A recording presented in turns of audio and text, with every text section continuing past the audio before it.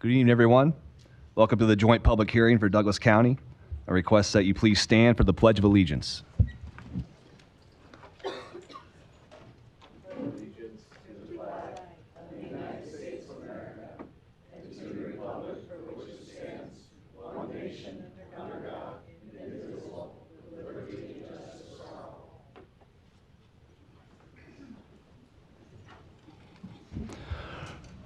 Well, thank you for coming tonight. My name is Dan Etch. I'm the Douglas County Clerk. This hearing is being streamed live on Douglas County's website and televised on Cox Channel 18. There is an external defibrillator in the back of the room as well. The order of the hearing will be as follows. Representatives from each political subdivision will give a presentation about their proposed budget and proposed tax rate for next year. There's a QR code posted towards the back of the room, and that QR code has a link to all the presentations that will be reviewed this evening. We did provide hard copies as you were on your way in. If we happen to run out and you wanted a hard copy, just there was a sign-in sheet that you could leave us your name and email address or mailing address, and we'll send it to you. After presentations are done, we'll turn around the podium so it's facing the dais, and then we'll open it up to a public comment period. I will call up speakers from the public by the order in which they are listed on the sign-in sheet. So you all should have had an opportunity to sign in as you entered the building. And on that sign-in sheet, there was a checkbox if you wanted to speak. If you didn't do that, but you want to speak, please let the Chief Deputy County Clerk, Sandy Conley, know, sitting to my right. Speakers from the public will be limited to 2 minutes. We're doing that just so we can ensure that we get through all the people who have requested to speak. During the public comment period, there won't be a back and forth discussion between those at the podium and the representatives at the dais. There's not any voting occurring tonight. The purpose of this joint public hearing is for these political subdivisions to provide presentations on their proposed budgets and proposed tax rates for next year, and then provide the public with an opportunity to comment on their proposed budgets and tax rates. So after tonight's public hearing, these political subdivisions will have until September 30th to hold their own meetings and officially adopt their budgets and tax rates for next year. For tonight's public hearing, there are to be no items on the agenda other than discussion on each political subdivision's budget presentation and property tax request. But during the public comment period, there may be folks who will raise concerns about their property valuation. And I just want to make it clear that tonight's public hearing is not an opportunity to officially contest your 2025 property valuation. The deadlines for 2025 have already passed to do so. However, we did provide a handout on the sign-in tables. I'm holding it up right now. It's called Important 2026 Dates Regarding Property Valuations. And we're providing that because we wanted to give people a timeline of the opportunities they'll have during calendar year 2026 to contest their property valuation. And the back of the sheet also includes some information on homestead exemptions. So that's all the announcements I have. I appreciate your time, and we'll get started with the first presentation from Douglas County.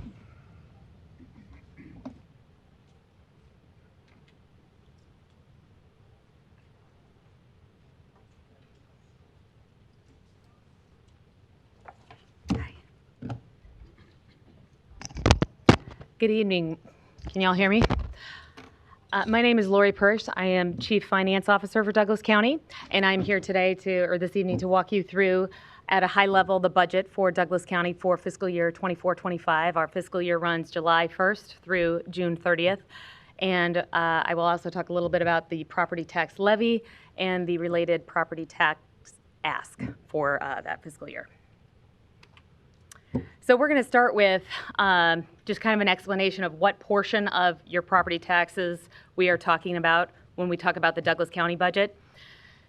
So this example that I have on the slide here is for a resident who lives within Douglas County, within the confines of the city of Omaha, within the Omaha Public School District. And so for someone that lives within those parameters that I just said, the portion of your property tax dollars that goes to Douglas County is roughly 13%, about 21% to the city of Omaha, and over half goes to support the schools. And then another 10% for just a number of other smaller subdivisions, including the NRD, the Public Building Commission, Metro Area Transit, and some others. So this could vary a little bit. You'll notice at the top of the slide it says this is related to 24-25, and as Dan mentioned, the actual tax levies will be set after this joint public hearing, but by September 30th. So I can let you know, though, for Douglas County, that .29059, that our levy is expected to remain static, not expected to move. So the budget that I will be referring to here is that 13% of your total property tax bill. This is the Douglas County, this graph shows the Douglas County levy over the last 10 years. And you can see that during that period there has only been one increase in the tax levy, and that was very pointed for the Juvenile Justice Center across the street. That was in fiscal year 2019-2020. It was a $0.015 increase, and it was kept at that rate for 4 years, and then the county board brought it back by a $0.005 in 23-24, and that is where it has remained for the last 2 years, and where it is expected to be adopted here within the next couple weeks for the fiscal year 25-26 budget. It's in blue just because it's still tentative. So the property taxes are, of course, the levy times the assessed value. So here's the assessed value in Douglas County over the last 20 years, and you can see it varies quite dramatically, increases year over year. It was actually even negative in fiscal year 2010-2011, and that would have been, from 2010 to about 2015, it was pretty slim, 0 to 1% increase in assessed values year over year, which would have been pretty tight for those trying to make budgets back then. And then you can also see the other end of the spectrum there in fiscal year 23-24. I think that's the highest in the last 20 years, was a 12.2% increase in assessed values. Last year was 7.46%, and this year was a 6.33% increase in assessed values of the property within Douglas County. This is the part that I am required by statute to walk you through. So for it's our fiscal 25-26 tax rate request based off the certified valuation here for 2025. So the top line is the last year's property tax request for fiscal year 24-25. That was $202,377,114. That was at the tax rate that I mentioned earlier, 29.059 cents per $100 of assessed value. The certified taxable value for 2024 was $69.6 billion. For 2025, the assessor certifies that on August 20th of every year. That was $74.1 billion. So that is an increase of that 6.33 that we had discussed. So the property tax rate that would levy the same amount of property taxes as the last fiscal year, which is that top line, the $202 million, would be if our levy was 27.328 cents. But our proposed property tax request is $215,192,800, and that's using the proposed tax rate of 29.059 cents, which is no change over the prior 2 years. This slide here explains a little bit of why property taxes are so important to the operations of Douglas County.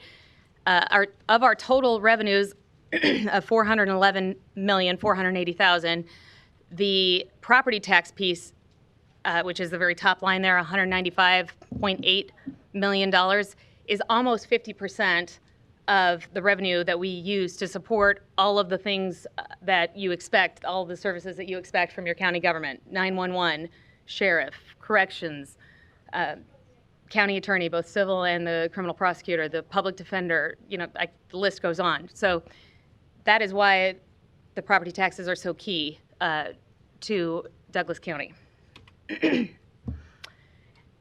So just as at a high level, we had to have the public hearing in July with the prelim budget, where the prelim budget was passed, because even though the assessed values don't come into the 20th and the final budget isn't due into the state until September 30th, we want the departments to know, here's what your anticipated spend is for the fiscal year. We don't want them to actually get it 3 months into the year, right? So we have this hearing in July, and then, as I mentioned, kind of a summary of the adopted budget. No increase is assumed for the tax levy on the assessed values. We had initially assumed a 5.8% increase in the assessed property values. As we know now, it actually came in at 6.3%, a little bit higher.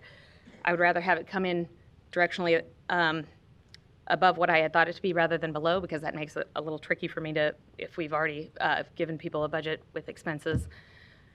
The total budget, excluding $52.2 million in ARPA funding, and for those of you that may or may not be familiar, ARPA was the one-time funding from the federal government related to COVID. All of those dollars have to be spent by 12/31 of 2026. So that's a one-time thing. I'm kind of excluding it because it's not an ongoing part of county operations. So the total budget, excluding those ARPA dollars, of $584.4 million is 2.2% above last year's final modified budget of $571.5 million. So I actually feel like 2.2 is pretty darn good. So if you see the heads of the departments here at the county, you can go ahead and give them a high five. The general fund budget, which is the largest chunk of that overall budget, is excluding ARPA dollars of $52.2 million.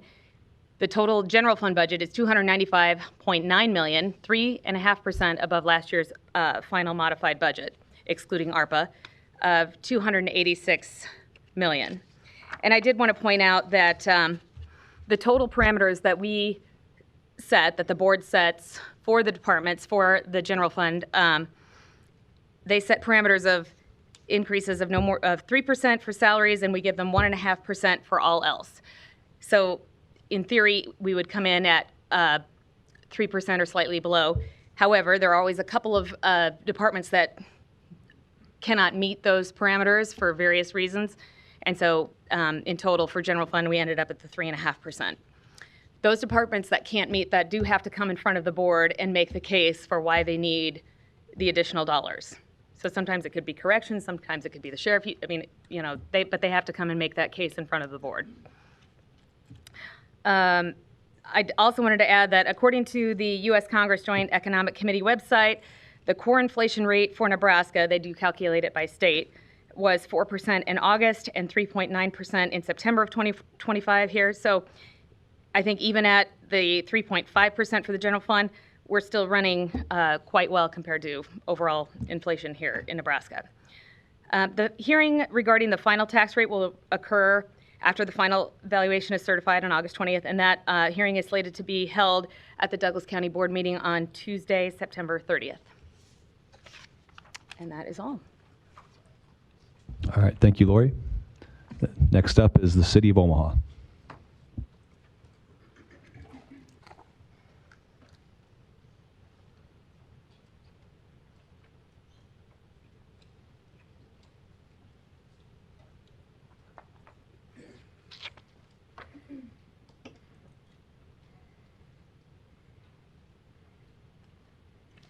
Hi, I'm Steve Curtis. I'm the Finance Director for the City of Omaha. Excuse me, and I'll start out with those things that are required by the statute so we can kind of get those cleared out first. And those are listed as you can see them here. The amount of the property tax request is $245.6 million. The total assessed value of property differs from last year's total by about 6.1%, or without annexation, it would have been about 5.2%. The tax rate, which would levy the same amount, would be approximately 41.5 cents, and the city is proposing to levy 43.9 cents. And based on the proposed property tax request and changes in other revenue, the total operating budget, including capital, for the City of Omaha will exceed last year's by 6.92%, and without the annexation package, it would have been about 6.7%. The majority of our increase above about 3% was primarily police. I think you may have heard we gave police a fairly generous raise package. And then we are opening up that new library that many of you have seen on 72nd and Dodge. Those account for about half of what our increase was. If you want to obtain more information regarding, if you didn't get a hard copy today, there are a couple of ways you can contact the City of Omaha at 402-444-5416. That's somebody at my department. They'll help you get some more information. You can also go or send an email to budget@cityofomaha.org. And the city budget can be found at cityofomaha.org. And again, if you dial that number and if you're having trouble, they'll walk you through how to find that. This first slide, we show a lot of people. It's a little bit like what the county just talked about. If you look at that far right part of the dollar bill, it's about 21%. That's the part of your property tax that goes to the city of Omaha. As Ms. Persh talked about, Douglas County is about 14 or so percent. The majority goes to education with a little bit to a few other folks. If you look at this next chart, this shows all funds for the city of Omaha. And you can see the property tax makes up about 13.6% of the total budget for the city. As you can see, bond proceeds makes up quite a bit. Sales tax is also one of our bigger drivers, makes up a fairly large percent of our budget. And we also, as you can see, and I'll put the arrow on it, we usually try to bring about $8 million forward as a surplus, meaning we try not to spend the last $8 million. And state law and charter allows us to roll that forward. So we kind of use that as a little buffer against unforeseen items. And you can see if you look down here, the total budget for the city of Omaha with everything in it is about $1.8 billion. If you go to the next, or if I show you the next one, it's the general fund and the revenue sources. Here you can see property tax on just the general fund is about 22% of the total general fund, with sales tax making up about 47% of the general fund. Various charges for services, a little bit of restaurant tax, and a few other things. And the total city budget for just general fund is $562.7 million. And then the final slide I'm going to show is more on the expenses side. If you wonder for the general fund, where's that going? You can see police is about 38 to 39% of the total budget. Fire is 25%. The total budget, again, is $562.7 million. Police and fire for the general fund make up right around 2/3 of the total general fund budget. That's primarily salaries with a little bit for vehicles and other things. If you take police, fire, parks, the library, and the trash service, that's about 80% of your general fund spending. So with that, I'm going to leave it for the next speaker. All right, thank you, Steve. Next up is the city of Ralston.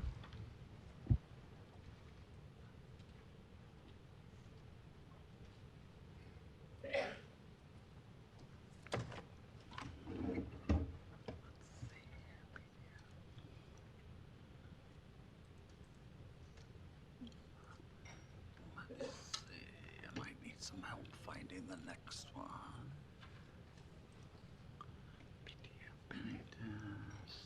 Here we are. Sorry. Okay. Good evening. My name is Jack Chaloha. I'm the city administrator for the city of Ralston.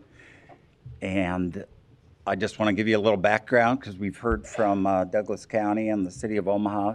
The city of Ralston is roughly 6,400 people in the heart of the metro area here. It basically runs from 72nd Street to 84th Street, L Street, and then south to Harrison. That's the city of Ralston, and so I'm here to address their specific budget tonight. Just out of curiosity, are there any actual residents of the city of Ralston here? I'll try to address my comments to you if I see anybody raise a hand, but otherwise I'll just go through my presentation. Okay, thank you. All right, let's go to the next slide here. So I'm here to talk about the 2025-2026 budget for Ralston. Our budget runs on October 1st through September 30th fiscal year.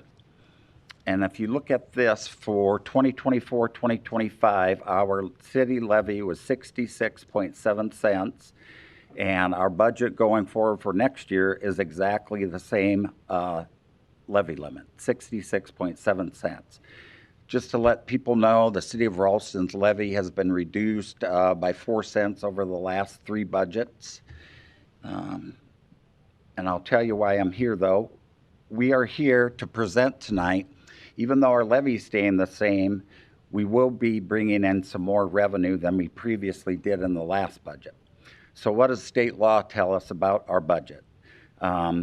State law allows for inflationary growth of 2%, and also you can count new or improved properties, which you call new growth. And in the city of Ralston, we were fortunate to have 6.86% of new growth, or a total allowed of 8.86%. As we look at our property tax budget over last year, we are increasing it by 11.97%. And if you look to the right in parens, you're allowed 8.86%. So how did we get there? That amount in question is $875,000.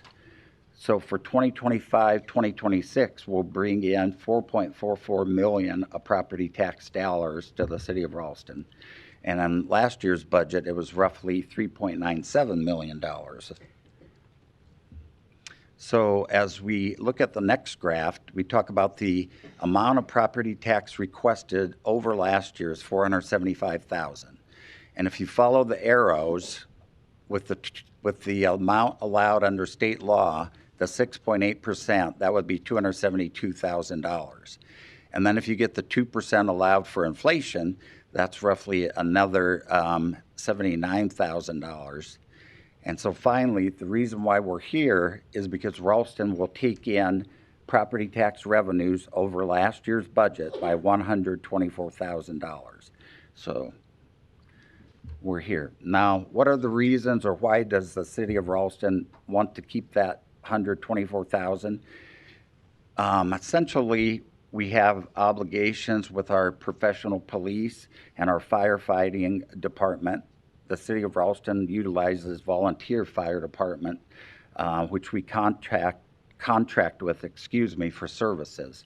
And we pay them to perform the services, and likewise, we employ the police as city employees.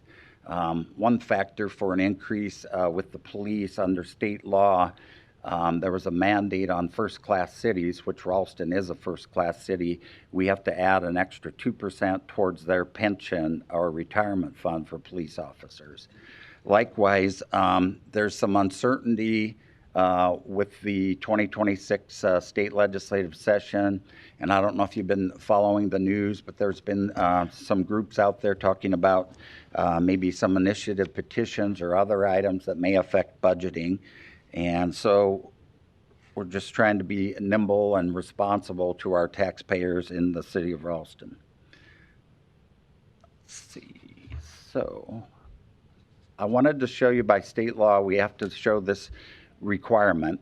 The 2025-2026 valuation is roughly $666 million in the city proper. In 2024-25, we took in $3.97 million of property taxes. If we kept the amount of dollars coming in at the same rate, our levy would be 59.5 cents. However, we, as I explained earlier, are setting our levy at 0.7, and with that, that increases our budget by $124,000 above what state law would like us to do. And if you do come in above that number, you have to attend this special hearing tonight and present why you needed the extra funds. So in summary, here's my name and number for anybody if they want to contact me at the City of Ralston or email. But that's our presentation, and I hopefully explained to you why we needed the extra revenue. Thank you. All right. Thank you, Jack. Next up is Bennington Public Schools.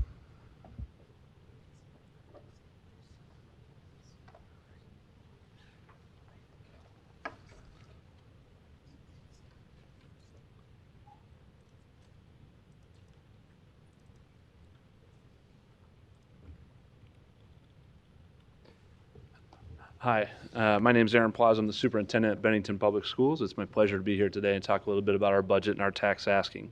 I want to begin with the bare bone requirements of the meeting, and we'll follow this up with a lot more information like the other speakers. But our property tax request at Bennington Public Schools this year will be $42,036,377.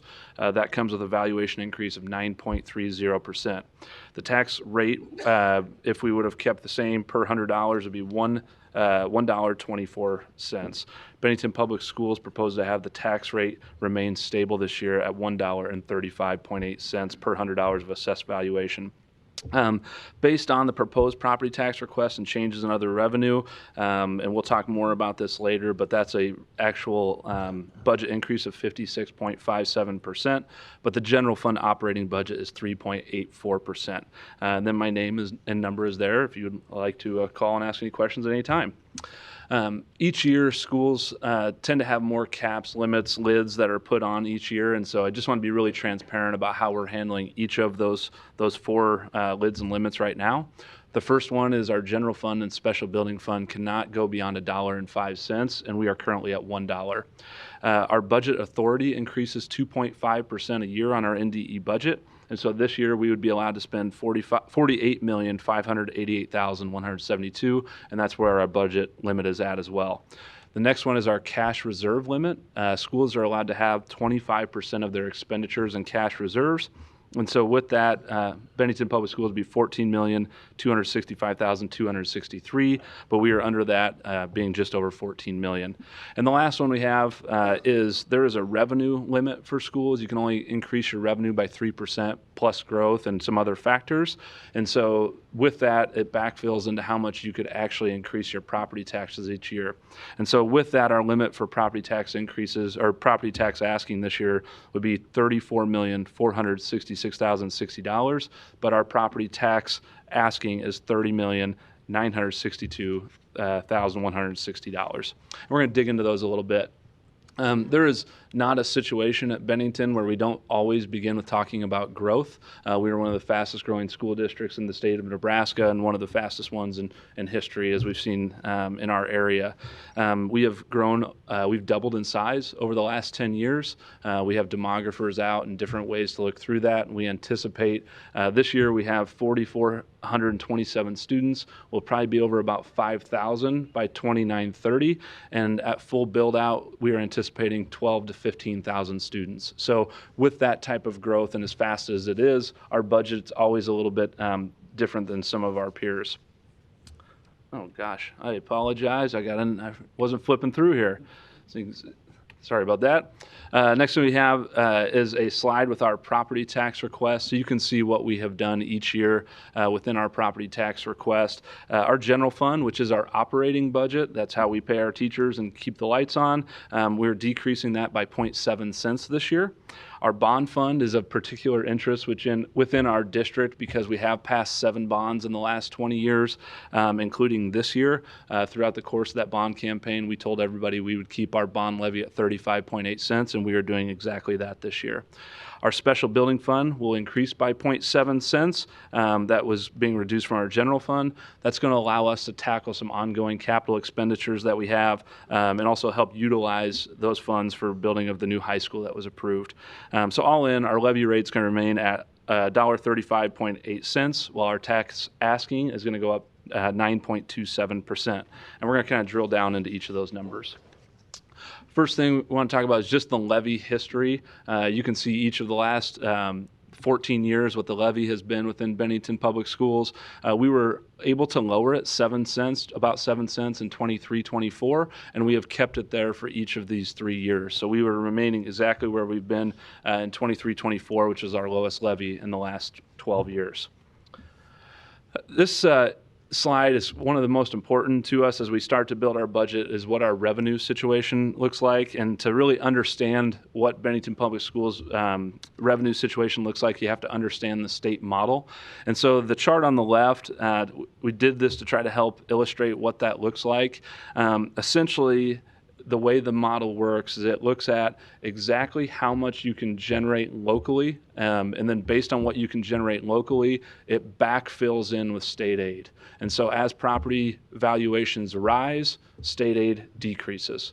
And so on that left chart, you can see the equalization aid in blue, that's the dollar amount that we were receiving from the state. The orange line is what percentage of our budget that was. As valuations have increased quite a bit here in the last several years, the amount of money that we receive from the state the following year decreases. And so we were about 40% equalization aid in 2022-23. We're down to about 25% this year. And so as money comes in on property taxes, it goes out from the state. And so really what probably we look at is on the right chart, which is our total revenues. And so over the last 2 years, what you can see is our total revenue has increased 2.5% over a 2-year period. So 1.25% per year in a district that's grown 6.5% of students. So we've grown 6.5% of students, and our total revenue has gone up 2.5% over a 2-year period, or an average of 1.25% a year. But because of the way the model works, you see the big dip in the middle and then the increase the following year. And so we always have to budget in multiple year periods, because when the money comes in, it comes out the following year. To kind of talk a little bit more about that point, over the last 3 years, in our anticipated $1.2 million of loss next year, our district has lost $7.2 million in state aid in the last 4 years. And so it's a little bit of it's just how the state model works. Now that we kind of know a little bit more about our revenue, we want to talk about our expenditures, because they look really funny this year. When you open up and you see that the operating budget has gone up 57%, that sure, is eye-grabbing, but it is mostly due to our special building fund, which you can see has gone up 350%. We recently passed a bond issue with a 71% approval last March, and so after that approval, we have to begin building the building this year. And so we went from roughly a $12 million budget in the special building fund to increasing that to $56 million this year, because that's what it's going to cost throughout the course of this year to begin building that building.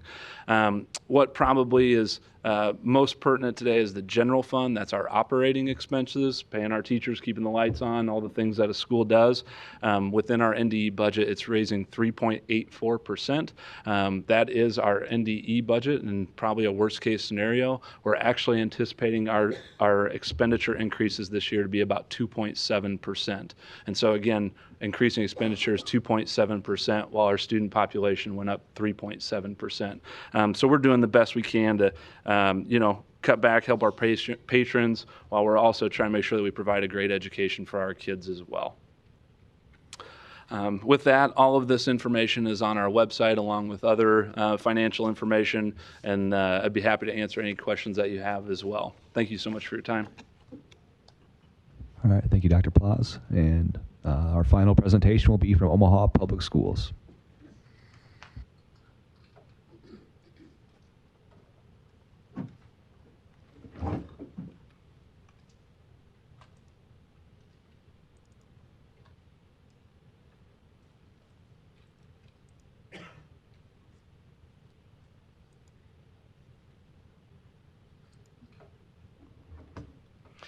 Good evening. My name's Shane Ryan. I have the privilege of being the Chief Financial Officer for Omaha Public Schools.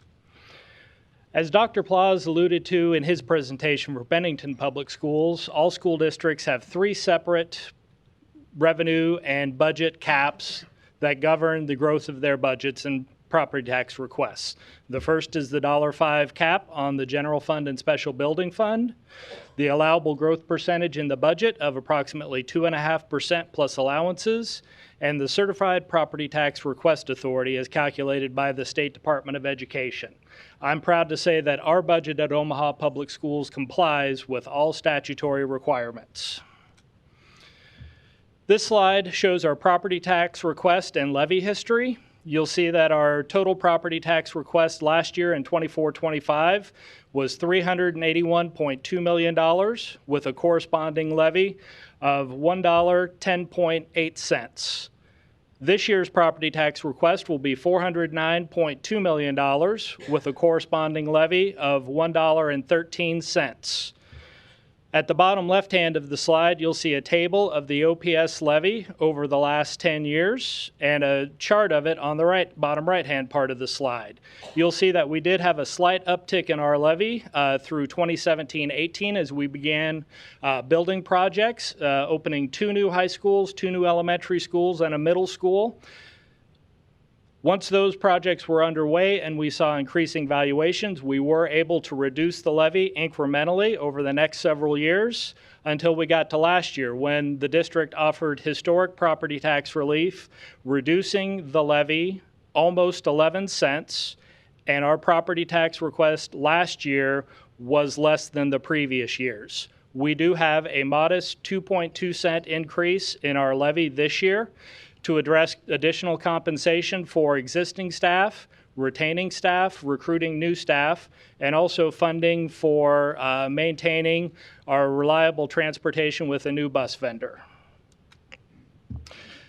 This slide shows a couple of pie charts about the combined revenues and expenses for the four funds at the school district that levy property taxes.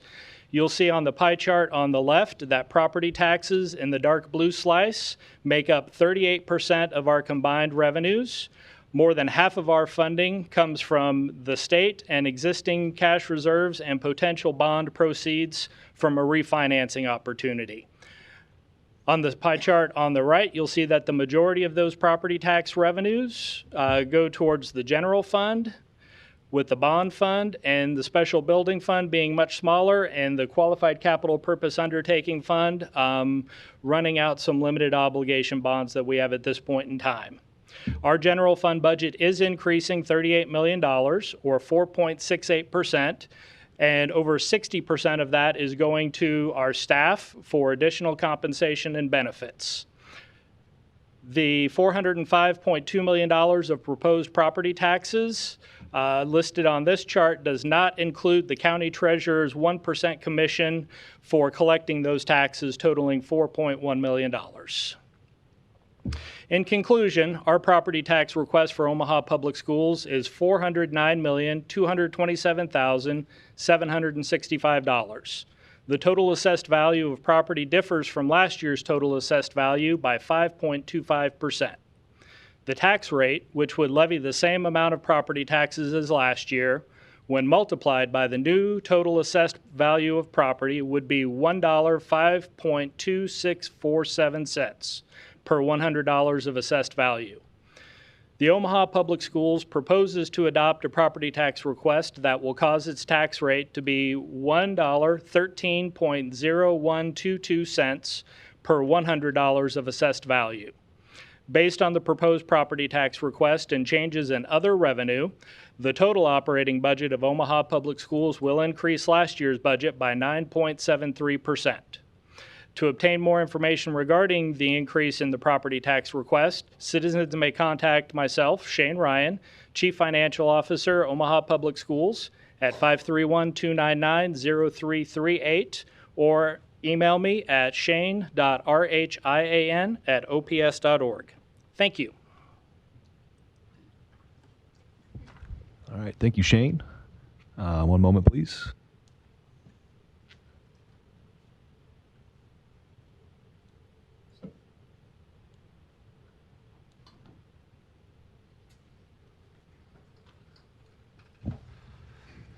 All right, so while we're having the podium rotated so it's facing the dais for the public comment period, I just want to reiterate a few things.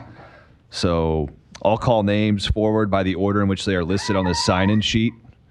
As stated earlier, when you were signing in, there was a box to check if you wanted to speak. If you did not do that, but you want to speak, just let the Chief Deputy County Clerk know over here to my right. And so I'll call up a name, and then I'll announce who is next in line. Everyone will get 2 minutes to speak. There's a timer next to the computer screen at the podium. When you see the yellow light come on, that means you have 30 seconds left. And I don't mean to be rude or harsh, but once we get to the 2 minutes, if you're still speaking, I'll ask you to finish up so we can move on to the next person. And there's just a lot of people that want to speak, and I want to make sure we get to everybody. If I announce anyone's name incorrectly, I do apologize. Please correct me when you come to the podium. But even if I pronounce your name correctly, you still need to state your name when you begin to speak at the podium. And then if you're here representing an organization, you need to state that organization's name as well. The statutes that govern this hearing also say that any speaker must provide their address. However, the statutes also say that the address requirement can be waived to protect the security of the individual and the name of any organization represented by such individual. So if you don't feel comfortable giving your address, just let me know. So again, when you get to the podium, state your name. If you're representing an organization, state the name of that organization, and then state your address, or just simply notify me that you're not comfortable providing your address. If you have any written remarks that you wanted to submit, please provide them to the Chief Deputy County Clerk. Once again, sitting to my right. and we'll make sure they're provided the proper political subdivisions. Then just a final reminder, there won't be any back and forth discussion between those at the podium and the representatives at the dais. This is just an opportunity to provide comments to the representatives here tonight on about your thoughts on their budget and tax rate request for next year. So with that, we'll begin the public comment period. First speaker is Joe Provost, followed by Sunday Uribe. Okay.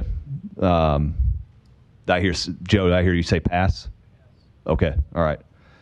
Is Sunday Uribe in the audience? All right. How about Steve Edgerton? And then after Steve is Meredith Mingledorf. Good evening. My name is Steve Edgerton. I live at 12130 Franklin Circle. I'm retired, certainly not at a poverty level, but I'm 69 and I match the phrase of fixed income. I'm fortunate to have a pension along with Social Security.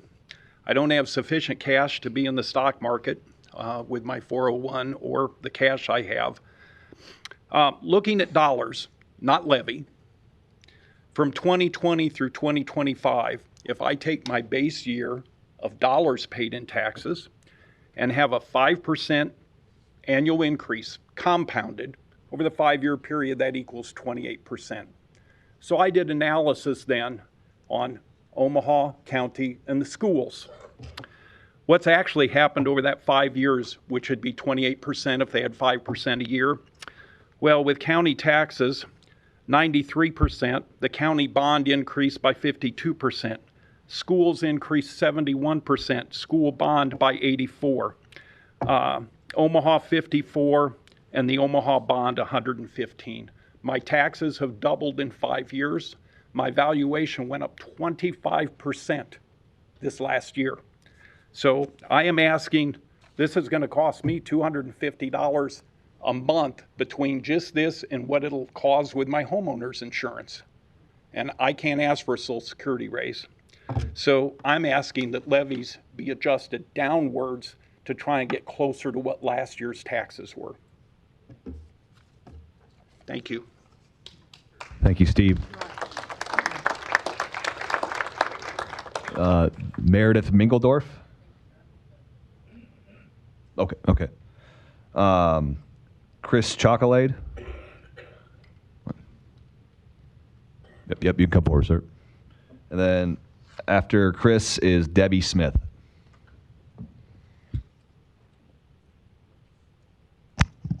Hi, my name's Chris Chocolade. Prefer not to give my address. There's a organization called Lincoln Land Institute, and they do a survey of all the major metropolitan areas, and they do property tax rates, and they look at the 50 largest cities in the U.S. And right now, Omaha is the third highest out of the 50 largest cities. The only cities that are a bit larger than Omaha right now are Detroit and Milwaukee. And we've been climbing steadily up that chain. And if you're familiar with Detroit, they had a bankruptcy at some point, so that feeds into why their rate's so high. So we're climbing up that rate, and it's not in a good way. One thing I would consider all these organizations to look at is tax abatements or tax increment financing. As an example, OPS, if I pull up from the Nebraska Department of Revenue, about $30 million a year in OPS property taxes are diverted due to tax increment financing. There's supposed to be in your financial plan something called a GASB 77 statement that indicates how much that abatement is. Some of you guys do it, some of you guys don't. Because you don't do it, it makes it hard to figure out how much tax increment financing is impacting your organizations. If OPS, for example, thought about like what would 30 million more do and how would that affect my tax rate, if you said, hey, that might lower my tax rate this year, if that 30 million came to OPS, that might give you a way out from attending this meeting. So that I just throw that out there, but also there is a legal requirement to put a GASB 77 statement in your fin plans. It's not currently happening. So do it. And then the other thing is on your presentations, if you put your tax increment financing abatement statement. It would give the public a little bit more knowledge about how much those projects are costing us. Thank you. Thank you, Chris. All right. Debbie Smith. Okay. Mike Adams. Okay. Mark Mefford.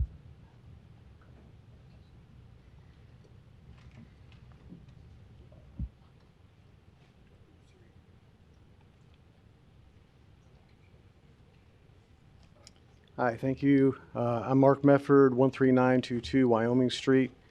I'm on the SID board, SID 554, and I'm also the president of the Wood Valley HOA, which is near 144th and Ida Streets. And I just want to thank you for everything you're doing. I understand it's a tough finance problem to deal with. I too would love to see my taxes go down. Our taxes have gone up steadily since we moved into that area in 2017. My house payment's gone up about $500 since 2017 in about 8 years.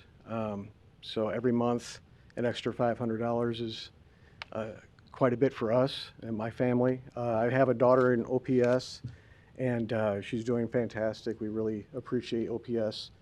But I just wanted to, let you know that we are hardworking people, and we definitely appreciate you paying attention to that and trying to keep the budget as low as possible. Thank you. Thank you, Mark. Next up is Alan Seibert. And then after that is Douglas Cummings.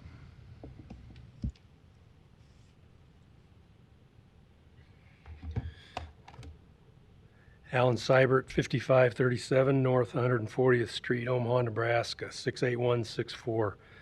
Omaha and Douglas County increased their levies to compensate for uncollectible property taxes. Both of them have been doing this for several years.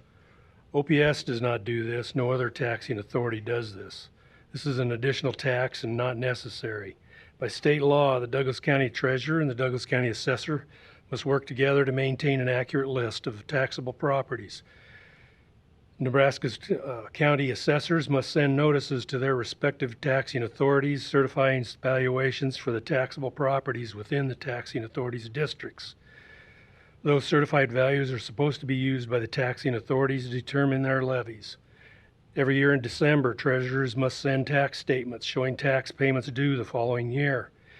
If those payments are not made on time, taxes are delinquent. If taxes are delinquent too long, the property is seized, and a tax sale is made to recover the delinquent taxes.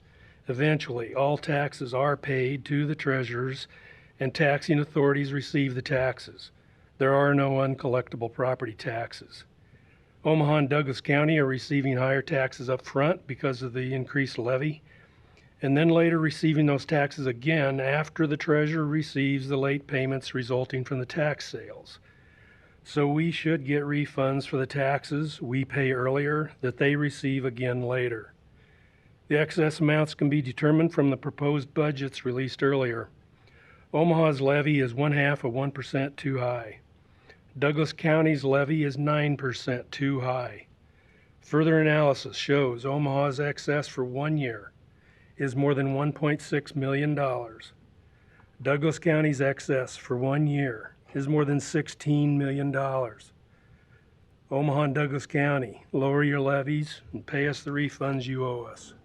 Thank you. Thank you, Alan. Douglas Cummings.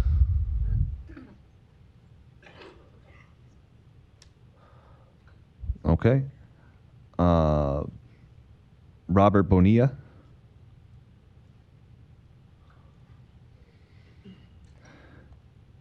And then after Roberto Bonilla is Vern Carlson.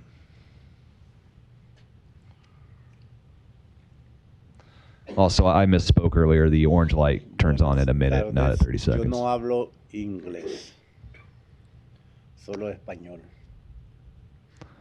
Well, I apologize, sir. I don't have a interpreter on hand, I don't believe. you'd like to give your remarks, and we can have someone on the county staff write them up and send them to the political subdivisions that you wish to address them to. And I do apologize that I didn't make sure we had a Spanish interpreter here this evening. It's a little English.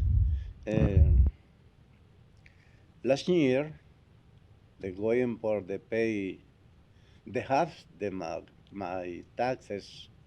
This no have all the way. This is probably for me.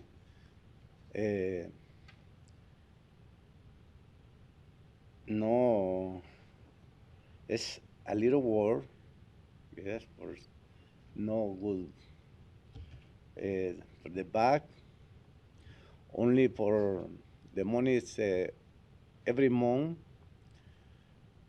900 for my social security, you know. Maybe the pay for tie, second tie, the tie, but all the way, no. Give me the chance for the pay every month, you know. I don't know, maybe 300 for months, the pay.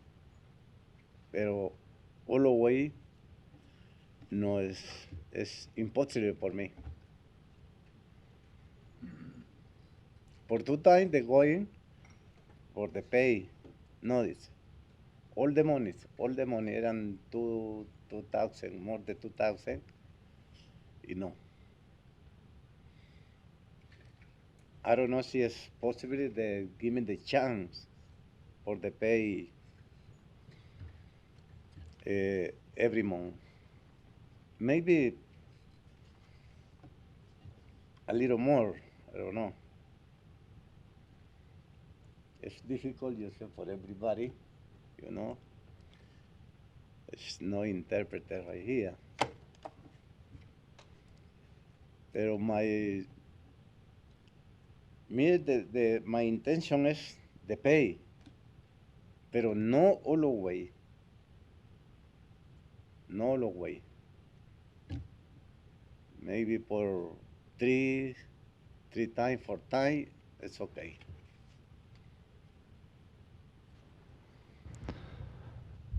Well, thank you, Roberto, for your comments. If you wish, if you want to see Sandy over here, she'll raise her hand. If you want to give her your phone number, and we have, if you want, and we have a handful of people in the county clerk's office that could give you a call tomorrow, and Spanish speakers. And if there was other things you wanted to talk about, we can make sure that you get a chance to speak to them about it, and we'll try to address any other concerns you might have. Maybe next month, in October, me they pay 500. No more, 500. No, I understand, Roberto. But we'll have someone in my office give you, if you wish to leave your number, we'll have someone give you a call, and we'll try to see if we can help out with come up with a solution for you. Okay. So, thank you for your time, Roberto. Okay, thank you. All right, next up is Vern Carlson.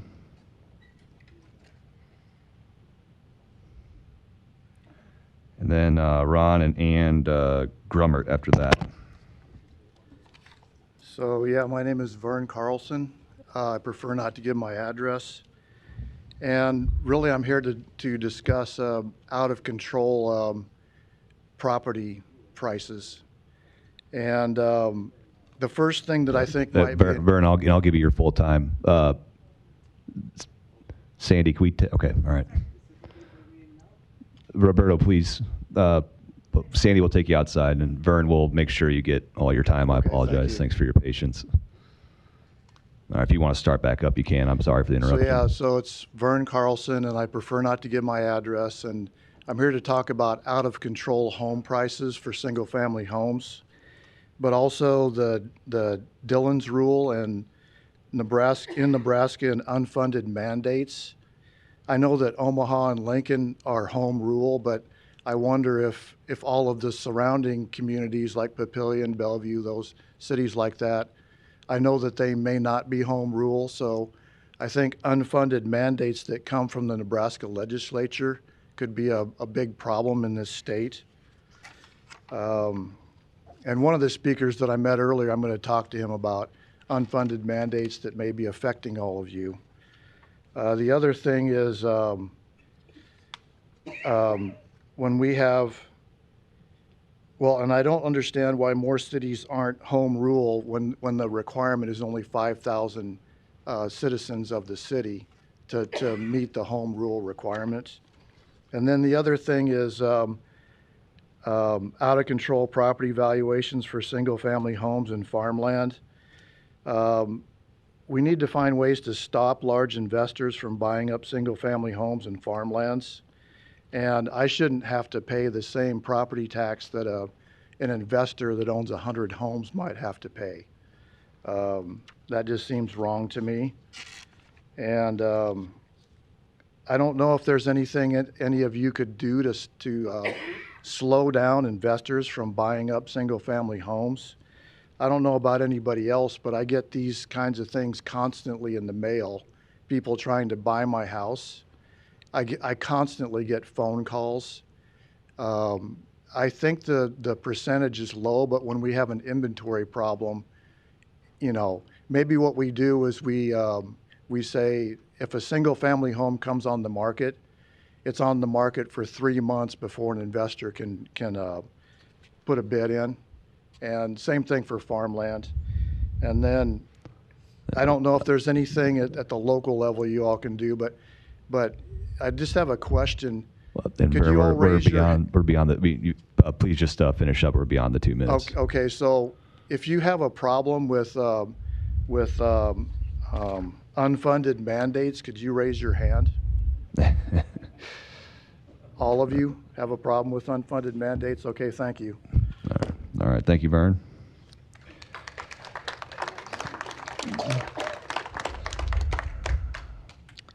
And after Ron Grummert is, well, I don't have a last name, but Melissa. So. Good evening. I'm Ron Grummert. I'd rather not give my address, but I will tell you that we live on 105th Street, which is a feeder street between Pacific and Center. Quite busy. And we too get the mailings all the time and telephone calls wanting to buy our house. Until recently, we have not had any problems. Houses in our neighborhood just don't sell. It makes it tough when the mayor was there trying to determine what our value was. It's continued to get worse because now anything that comes available will be bought up by a flipper who will come in and renovate the house and then increase the value. We bought our house in 1979. We bought it for $64,000. In 21, it was valued at $242,000. The following year, it went down $400. Value of the land had gone down for some reason. The following year, it went up $90,100 to $337,700. And then the following year, it stayed the same. We just got a tax notice that this year it is $93,300 increase from what it's been in the last 4 years. There's got to be some kind of a better system in evaluating properties and areas to be more justifiable as to these increases and not this large of an increase at all at one time. It just seems kind of unreasonable. Thank you for your time. Thank you, Ron.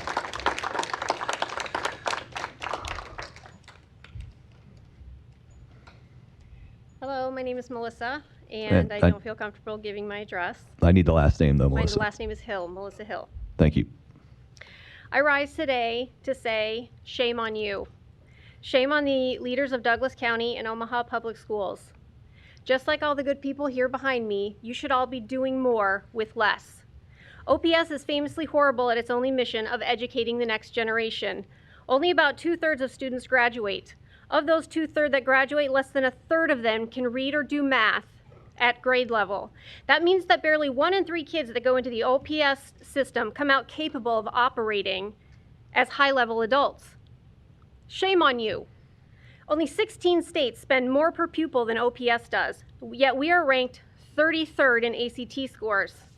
This is a graph of scores in Omaha Public School System. We all know what the graph looks like for property taxes. Here we are again with OPS demanding more out of the pockets of homeowners to continue to fund their bad ideas, failed leadership, and lack of solutions. It would appear that with less money, we got better results. People need to stop being fooled into believing that giving OPS more cash will solve the problems that they've got. The data shows that is a misconception well past its sell-by date. The people here today should be embarrassed to show their faces asking for more of our hard-earned money, making it increasingly unaffordable to live in Omaha while failing so publicly and so miserably with no end in sight. The problem of Omaha Public School System will not be fixed with more money. They will only be fixed with a comprehensive change in leadership from the top down. I encourage anyone here who wants help contesting their taxes or to watch these elected leaders make sure they're voted out. Go to my website, overtaxedlife.com, and help me hold these people accountable. Our state motto is the good life. Right now, we're living the overtaxed life, and the people are tired of it. Elected officials need to take note. You're failing. And again, I would encourage anyone here to go to overtaxedlife.com and join the cause to stop the insanity. Thank you, Melissa. Next up, I don't have a last name, but Sophia.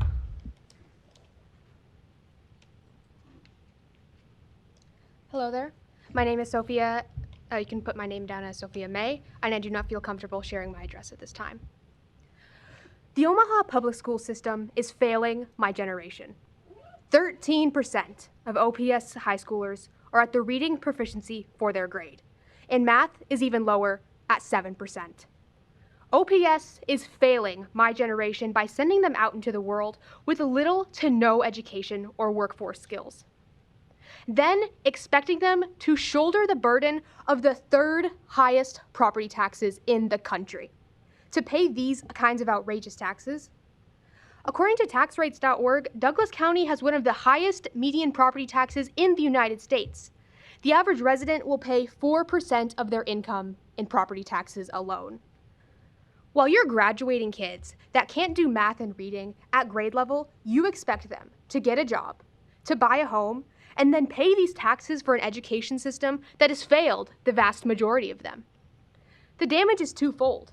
Now and later. Because of this, more people are leaving Nebraska, and the homelessness population is growing.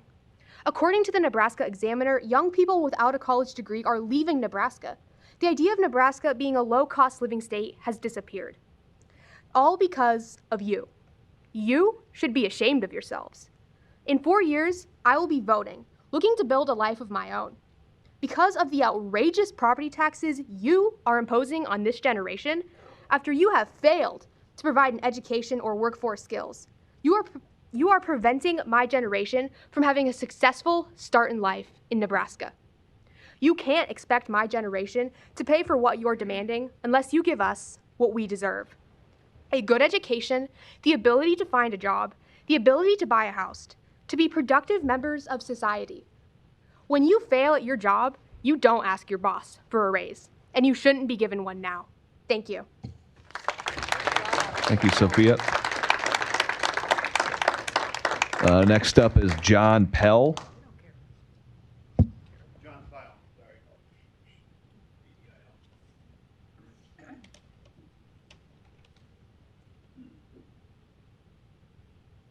Then after John is Michael Everts. I'm John Pyle, 8332 North 46th Street. I live over by Colonial Acres, my next home, the Forest Lawn Cemetery. But one thing, just real quick, that little lady, she set me off a little bit about public schools, and I understand that issue. And I haven't worked within the public school system, and there's a lot of facets that go into what she commented on. And the parents have got, number one, parents have got to start taking accreditation for their kids that go to school. They don't have any quality over them. That's all I'm going to say. And it's really bad. We have to have the law enforcement people in there now. You know, when I went to school in '69, we didn't have any officers patrolling the thing. So that too, you know, it's kind of measured into the educational makeup now. But another thing I wanted to comment is we all got these little green cards, and I don't understand this. I'm sorry, you guys have been really good and statistically throwing all these facts out. This is what it's going to cost. But here I got a 2024 assessed value, and I think everybody here read it. It's $230,600. My 2025 assessed value is $281,700. What does that mean? Does that mean that's what my taxes are going up? Because when I read this up here, it could possibly be that, or it could be less. So it's kind of a plateau. Again, I built my house back in 1989, and I want my property taxes to go, you know, level and not be so expensive. But I also don't think, even though you have certain amount of money here that has to, you know, I've got a budget too, but I'm fortunate enough that I can afford it, but I still want to see everybody get a fair share. Thank you. Thank you. All right. After Michael Everts is Alex Evans.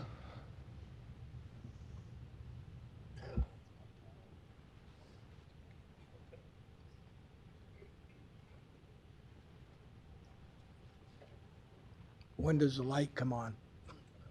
Once you state your name, then we'll get started. I'm Michael E. Everts. I live here in Omaha, right next to John, who was just up here. I came because he was coming, and I looked at my green card. I retired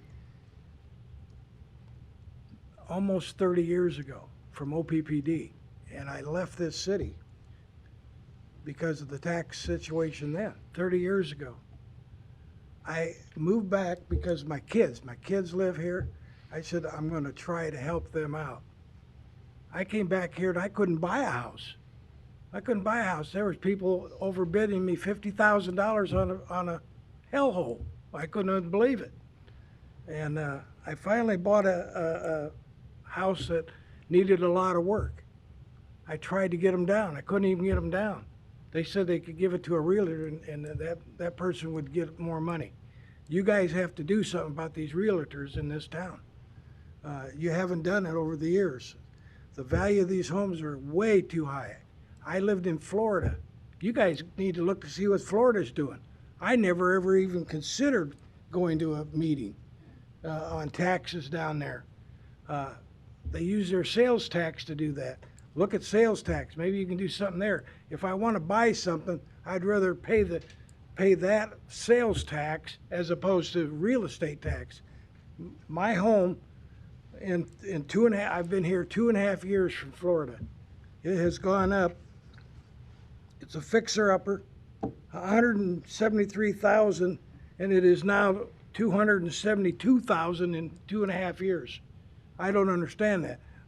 You guys, I see numbers that you put up on there that say 2% increase, 3% increase. I'm looking at 30%. My brother-in-law, I asked him what his house went up. His went up over $100,000 in 1 year. How can you, who's doing the valuation here? You guys need to look into this. Whoever's doing the valuations. Then Michael, we are at the 2 minutes.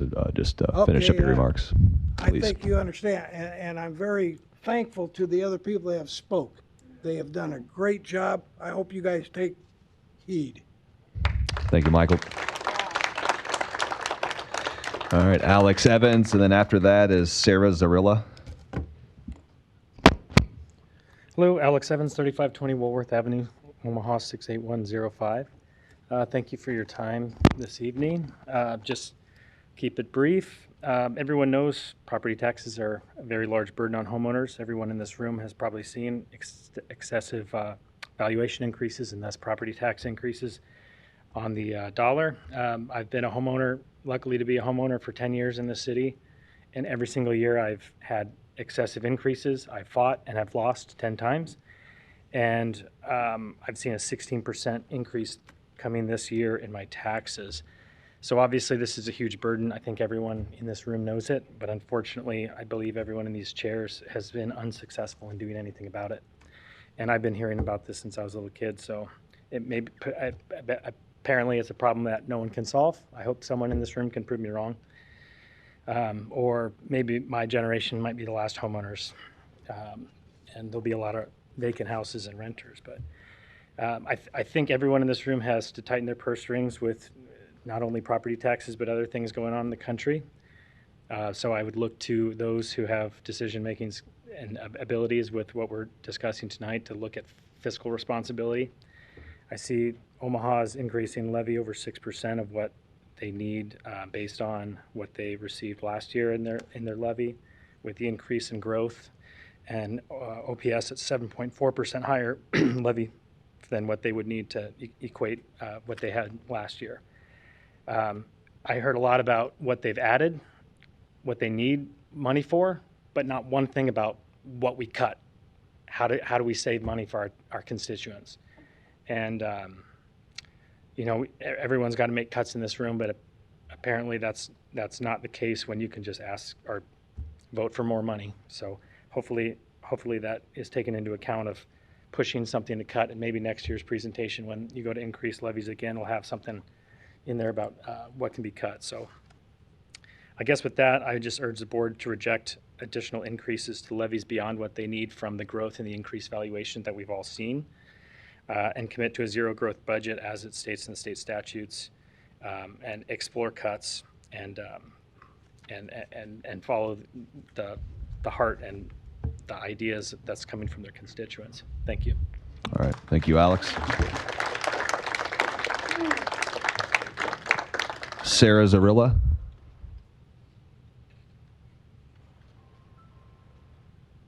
All right. Teresa Ross. After Teresa, I have Rose Cole.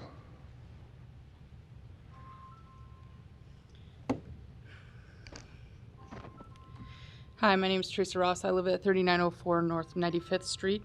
I wanted to thank you for having this meeting in the evening, since I am the sole provider for my home, that I'm actually able to come to this meeting, unlike the city council meetings that I can't make at 2 o'clock on Tuesdays. I also wanted to bring to you guys that I didn't understand how you can justify us having the third highest tax bracket in the United States when you say it's above New York, LA, any of these bigger cities. Even like Utah has multiple millions of people in their town, but we have higher taxes. It does not make sense to me.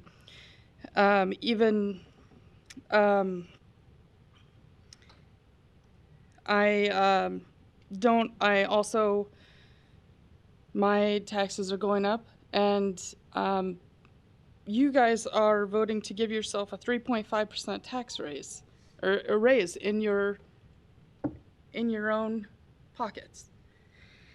And being a public servant, I don't understand how you can give yourself more than a 2% raise, a 2% cost of living raise. I don't understand how you can do that. I don't even get a 2% raise. I'm sorry. So, pretty much all of my raise is going towards increased taxes. I'm sorry. I did learn today that the OPS did lower their tax levy 11% a couple years ago. However, I don't understand why we haven't showed a relief as taxpayers. If they have showed how they have gotten bonds and things to reduce the levy, how we have not seen a relief in our taxes. Thank you. Thank you, Teresa. All right. Well, I'll tell you what, I'll let Rose go, then Hello, Rose Cole, 4102 Davenport Street. I find it very interesting that our tax valuations are driven by your budget and not actually what I paid for my home or what my home is worth. And as time goes on, things break in houses, and I would need to spend money to get my house up to the shape that it was when I bought it. Things break, and yet you say it's worth more and more. The TIF abuse is one of the things that has been putting the burden heavier on taxpayers like us. And I've read a lot of TIF applications. They give these huge financial benefits to rich developers. And on every single application I've read, the people who receive the tax benefit, the developer and the lawyer and the architectural firm, all were heavy donors to the campaigns of the city council and mayor and all the people that approved it. TIF makes life harder for us, but it lines the pockets of those in public office. Taxes are like paying rent to the government. We never really own our home, and you could be evicted and have it sold from under you if you miss payments a few times. And as we've seen, it seems these elected officials are not listening to us, and that's why the ballot initiatives have been filed. Interesting that on one of your budgets, you're raising money to pay for what you think you might not be able to get in future years. That's interesting. But I guess they didn't go into detail about the ballot initiatives, but for us who notice that the elected people are not listening to us, any citizen can file their own law, and if you get enough signatures, it goes on the ballot and we can vote it to be law. And right now there are 3 that have been filed relating to taxes.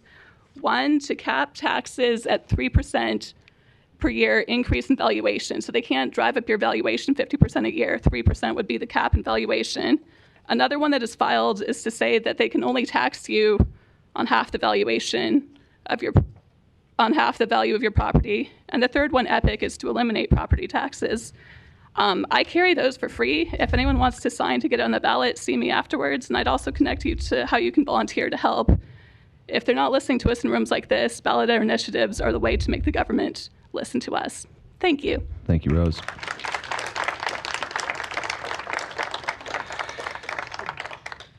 All right. The next one, is there a Mel Summers here?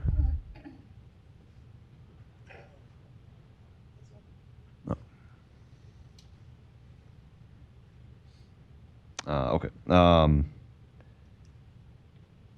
Brandon Graham, I think. What was the last name, sir? It's Brandon for sure. That's all right. After Brandon is Sharon Hogan. Brandon Henry, 2125 North 170th Street, 68116. I want to come at this from a little bit of a different tact. I'm going to come at it from somebody who's a commercial property owner downtown, and the projects that the city has undergone, which are wants, not needs, that have been destroying the business that we currently have. I have revenues down for over the last year because of all the street closings in downtown and near the old market for this boondoggle trolley car project, which is servicing nobody but Mutual of Omaha. We also have a situation where the city felt it was perfectly okay to destroy a public library that had no issues and then rebuild said public library at 72nd and Dodge, which didn't need to be done, all again for the benefit of Mutual of Omaha, which has plenty of office space still remaining at 39th and Dodge and around that area. The simple fact of the matter is the city and the county and the schools need to start approaching things from a standpoint like we do. We have wants and we have needs. And if it isn't a need, then it needs to be talked about amongst the citizens and voted on. These things are things that nobody wanted. I don't know a single individual downtown in the old market area that wanted this trolley car. And the only thing it's done is hurt businesses. I talked to a number of other business managers and owners today. All their businesses are down because of all the work, because of the stupid trolley car. I understand why you guys feel the need to do these things, because ultimately what it does, it also affects the sales tax base, because the lower the revenues that we put in, the less we pay in sales tax. It's a pretty simple equation. Maybe it will help in the long run in a couple of years, but I sincerely doubt it. Anyway, thank you for the time. Thank you, Brandon. All right, and then Art Hogan after Sharon. I'm Sharon Hogan. My husband and I live here in Omaha. I got an email yesterday from Governor Pillen that he signed to save $20 million in property tax revenue for the population in Nebraska, and you are doing your level best to make that null and void. You want what you want, and regardless what any of us say, you're going to go back and pass your budgets. You're going to bleed us dry. People are tired of paying and paying and paying, and we don't get anything in return. My husband and I have lived here 42 years. We long ago paid the bank, but we don't own our home because we owe the government property taxes. And it keeps coming out year after year. We pay more property taxes now than we ever paid to the bank for a mortgage. It's got to stop. Our valuation raised $50,000 in this past year, and yet there's no accountability for that raise. Nobody finds somebody that will buy our house for $50,000 more. They just raise the valuation. You have $5 billion more in valuation to work with this year, and yet you're raising the levy in many cases because you can't make it on what you've been getting. We can't make it on what we've been getting. I can't stand to see someone stand at this dais and cry because her entire year's worth of work is going to go to property taxes for things that you want.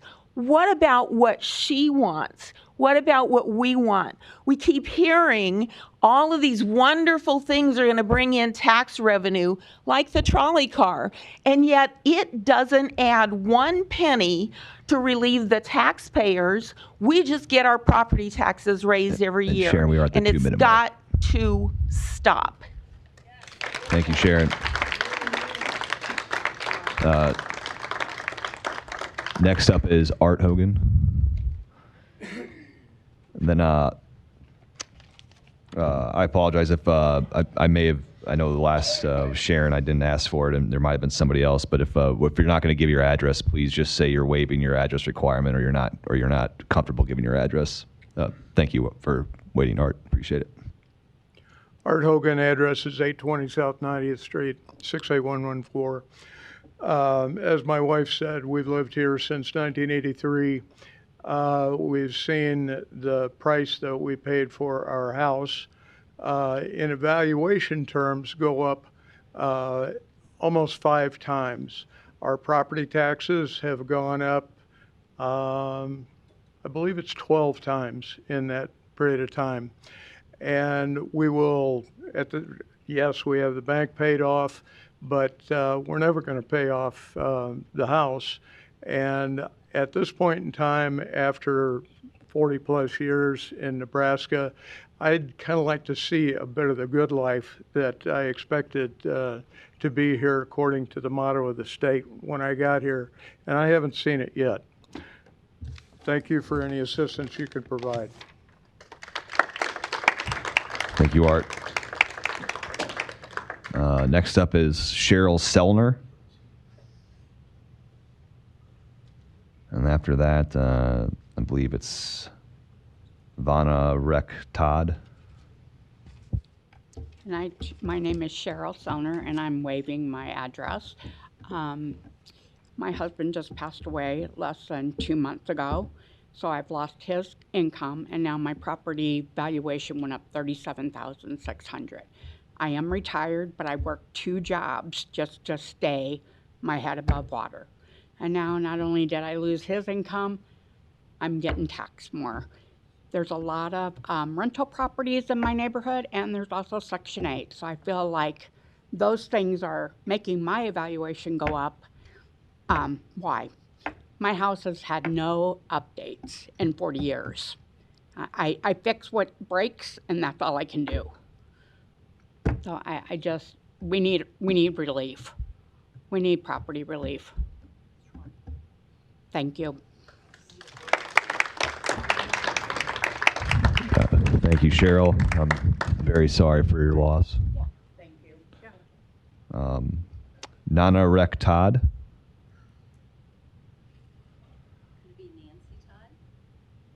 I'm actually, you're next, so go ahead. Yep. And then Scott and Lucy Newman after that. My name is Nancy Peck-Todd. I live in the Mini-Lusa area in Omaha, Nebraska, 68112. This is my first time. I'll pause the time. So you're just waiving your address requirement. I know you gave the neighborhood, but if you're not giving the exact address, just tell me you're waiving the address requirement. I'm waiving my address requirement. Thank you. All right, we'll start up again. Thank you. This is my first time even being in this situation. So besides my knees knocking, very nervous, I am awestruck by the heartfelt things that I've heard today. Like the previous speaker, I'm a widow and experienced the shock of my life. I lived in the Bennington area, supported the schools, and recognized that I couldn't afford to live there any longer because the school district was growing and the taxes were escalating beyond what I could do. So I rented and found that that was not a solution. And so I humbly moved to the Mini-Lusa area, thinking that I would now be able to more effectively control my taxes and my income. I also lost my spouse and a significant part of my income. I am still working and doing the very best I can. I bought the home just last October, thinking, okay, now I can make it. I've cut everything I know to cut. Just to find out in opening the mail that there was a $40,000 increase, a 25% increase to my taxes. Just like every person in this room, where is that money going to come? Each of you have budgets. Each of us needs to be financially, fiscally responsible. But where is the accountability? I can't just magically make up that money. I will do my best. I fervently believe that we live in a wonderful city, and I thank God for Mayor Ewing. I think we're under good leadership. Nebraska is the good life if we make it the good life, if we are more fiscally responsible on how we look at things. I've even substitute taught in our school districts to make extra money. We have to come together and make this work for our citizens. You can't keep taxing us beyond what we can do. I humbly ask you to consider your actions as you take measures. This affects a lot of people. Nancy, I'm so sorry, but we are at the 2-minute mark. Thank you very much.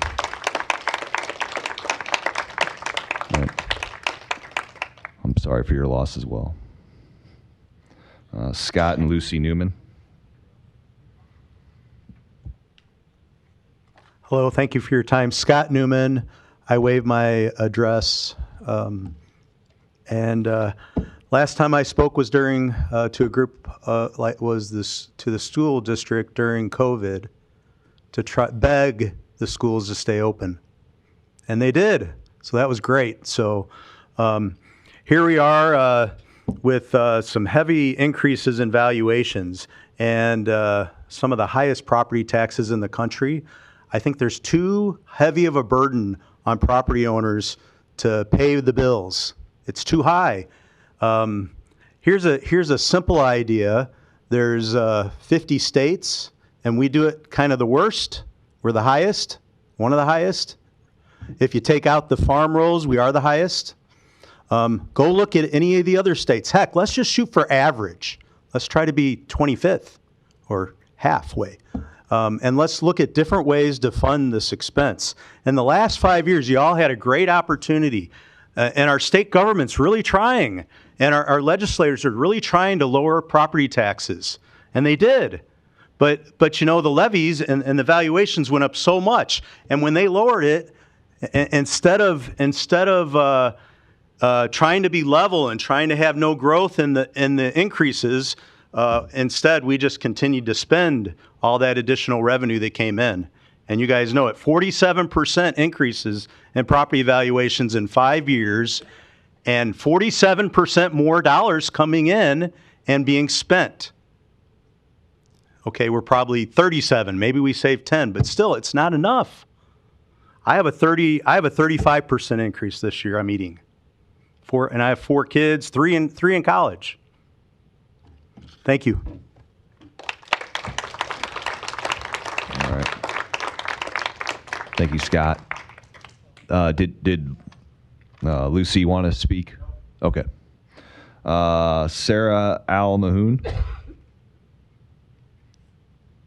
And then after that, Luis Jimenez. It's fine. I'm used to people getting it wrong. It's Sarah Al-Mahoon, and I live at 2011 North 97th Street. And I'm probably the only person my age you're going to hear from today. And I don't think that that's a coincidence. I am someone who was fortunate enough to own a home by age 30. And I'm going to be quite blunt with you. That's because I work for a company outside of this state. I grew up here, as did my husband, and quite honestly, I don't see the point of staying.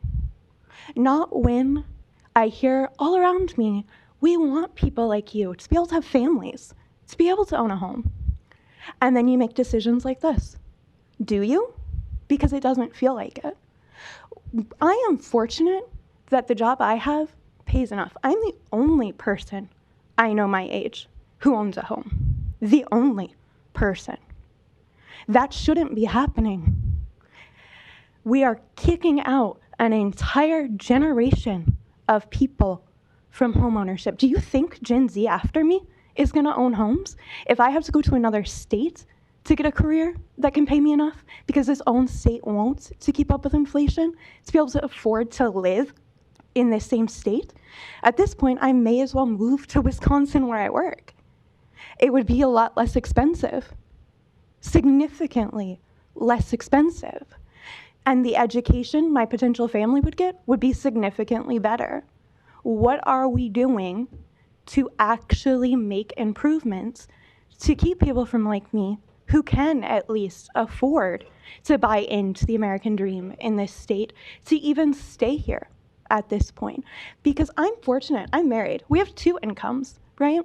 My entire income goes to paying towards my mortgage and these taxes, which means we rely on his income for other bills. And most families can't do that. There is no chance I will ever be able to have a child. I have been priced out of that. It's never even been able to be a consideration. It's not a choice I get to make. It's been made for me by people like you. Thank you, Sarah. All right, and Luis Jimenez. After Luis, I don't have any other people that checked the box. So if there were other people that wanted to speak, yeah, I was getting to that, Mr. Storr. After Luis, if there's other people whose either name I accidentally missed or you didn't check the box, you can come up to the podium and just state your name and address or waive your address requirement. And with that, I'll turn it over to Luis. Luis Jimenez, 2709 Dewey Avenue. I just want to ask for information. And, you guys are providing good information, but we're often told that well, the city tells us that TIF projects will have a future benefit. So after decades of TIF projects being approved and them coming to maturing and completing on the financial side, I'm just wanting to know how much money is going to be going back into the tax rolls. So the city of Omaha has a TIF division, but they only report once a year, and it's not very in depth. The county treasurer's office is probably the best to be best positioned to provide this information. So I mean, once those funds go back into the tax rolls, are they going to offset? Are they going to be used by the subdivisions to offset property taxes? I hope that not all of it is used to offset property taxes, because each and every one of the subdivisions has a purpose. And so the question I think I should be asking is, could you provide information on how much tax revenue is expected to return to the general tax rolls as existing TIF projects reach maturity and their financing obligations are completed? Thank you. Thank you, Luis. How does he walk in here this last minute and get ahead of everybody else that's been here a long time? Well, Does he work for you people? No, Larry, if He you, needs to be found out because he does not own a Larry. Larry. All right, guys, let's call it that. All right, you can, if you want to speak, Larry, you can go ahead. And then after Larry's, if you wanted to speak and I didn't call your name, just feel free to come forward. Larry Storr, 5015 Lafayette Avenue, 68132, but might not be for very much longer. I'm looking to probably head out of the state because a lot of people do that because they can't afford it anymore. Here are some of the reasons they can't afford it that are buried in the smoke and mirrors you hear in these halls during the regular meetings every week. Taxes, property taxes. Who pays them? Who sets them? Who gets them? Problem is, everybody wants to spend too much money. They spend too much money, so they have to ask the federal government for more money also, called ARPA.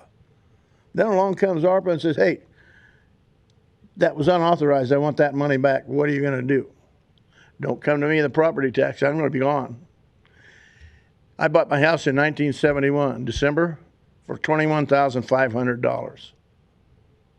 A smaller house than mine in my neighborhood just recently sold for over $500,000. Now, excuse me, figure the math out. Why would I want to possibly stay here to pay my higher taxes based on what he got for his house? And the guy that bought it was probably an out-of-state owner, maybe going back out of state without even ever paying a property tax. They drive the prices up. You guys base it based on that sale price. That's criminal.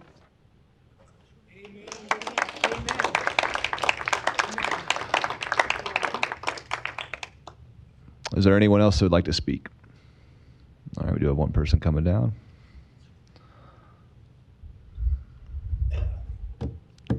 Hi, my name is Terry Blackburn. I live at 6411 South 95th Street. I wasn't going to speak, but after listening to all of this, it's hard not to. Sarah, we're kind of like you. My husband and I are here. We've been blessed to be homeowners for about 5 years now. And part of the reason we moved after living in one spot in 2 years just because of property taxes. We lived in the OPS school district and decided to make sure that our next house was not there to help with that property tax burden that we were starting to see. In the just 3 years that we've lived at this new house, our mortgage, we now pay about $500 more than when we first moved in. A lot of people can't, most people probably can't even afford to have that kind of fluctuation in their budgets. Thankfully, we're able to do that because when we moved, I factored in the fact that it was probably going to go up because I know how property taxes work in this state. I think there's a lot of talk about trying to get people, especially in this millennial generation, my husband and I are 32, and about getting them into houses. I think probably the bigger issue is trying to figure out how do we keep them in those houses, because a lot of my friends who do have homes are more concerned about the fact that they're not probably going to be able to stay in them because the prices of their mortgage continue and property taxes continue to go up and they're unable to pay for them. And so I know how these meetings go, and I know a lot of these budgets are mostly set already. And so I'm just here really to challenge you next year and the year after that. How can we get creative? What can we actually start to do and actually look at to ways to cut these budgets and to help alleviate some of the burden that we're seeing and that a lot of these people are talking about today? Because there's a lot of talk with these meetings kind of looking backwards and what we've done in the past. What can we do in the future? What can we start planning for now to ensure that we can really cut back and relieve that burden? Thanks. Thank you, Terry. All right. Would anyone else like to address the dais? All right. Well, with that, before I conclude the meeting, I just want to thank. Oh, we have one more. I'm sorry, I didn't see it back there. One more speaker. But while the individual's coming down, I just want to thank ASL Interpreting Services for assisting us tonight. Greatly appreciate it. My name is Jerry Anderson. I'm going to waive my address. Okay. I got the green card. And I guess what I really wanted to say, what I'm frustrated about is I feel a little bit deceived here because I get this piece of paper here that, like others, is telling me how much my house is worth. And then based upon that, y'all are coming up with these additional taxes. And then as I look through the paperwork and I'm reading it, y'all are saying that based upon our houses, the assessed value of our houses, our taxes are basically the same as it was the previous year. I really hate that I can't ask questions that y'all can't answer because I have many, but apparently we're just here to just voice how we're feeling about that. So my overall feel right now, having received this green piece of paper, is that I feel deceived because my house is not worth the amount that you all put on this piece of paper. So I am all for the children. I am all for, the schools having more money for the education of our kids. I completely believe in that. I agree with the lady back here who said that we should come up with some more creative ways in order to make this happen, because walking away feeling deceived feels pretty crappy. So just kind of, not the best word to use, sorry, but that's really kind of how I feel. Just really feel deceived about this. I don't know if it makes any difference. I do appreciate y'all hearing us, but like she said, the budget's probably already in play anyway. But thank you for your ear. Thank you, Jerry. All right, go ahead.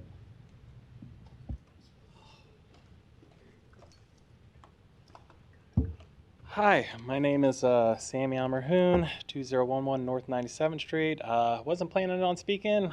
Was just gonna let the wife do it and all that. She tends to be the talker one, not me. But yeah, after hearing her, hearing everybody else, why not as well? I'm gonna be honest. I'll meet you guys midway. My take is a bit of a weird one, but hear me out through all of it. You guys did all right.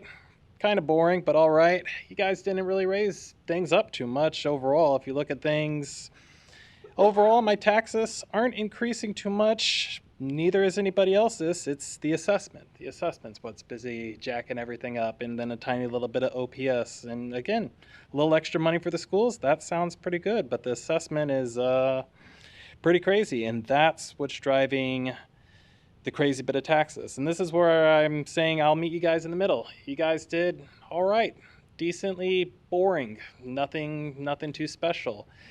But we can all agree that these aren't really all right times. These are kind of extraordinary times. Ever since the pandemic, ever since basically these past couple of years, everybody's prices, everything's been going up. You go to the grocery store, everything costs more. Houses, stock's gone down, prices have gone up. Everything is extraordinary times, and you guys are doing all right at best. Nothing to actually solve the actual issues. And don't get me wrong, I get the issues are substantially bigger than Omaha. It's not inflation, that's overall, that's a whole country thing. That's not just an Omaha thing here. But the fact of the matter is, you guys have just done a baseline job at best. And I think I can speak for most people here that we're not going to be planning on putting you guys in again if that's the option. If you guys are just doing all right, we don't want all right. We want better. We need better. That's what we all want. That's what we all deserve, and that's what we're all here for. We want the good life, and right now, you guys aren't really delivering it, unfortunately. All right, thank you, Samuel. All right, any other speakers? Okay, well, with that, I'll conclude the meeting. Just a reminder, there is on the presentations, most of the last pages do have contact information for the political subdivisions if you had further comments or questions, if you want to direct to them. With that, I'll end the meeting. I appreciate you all coming tonight. Thank you.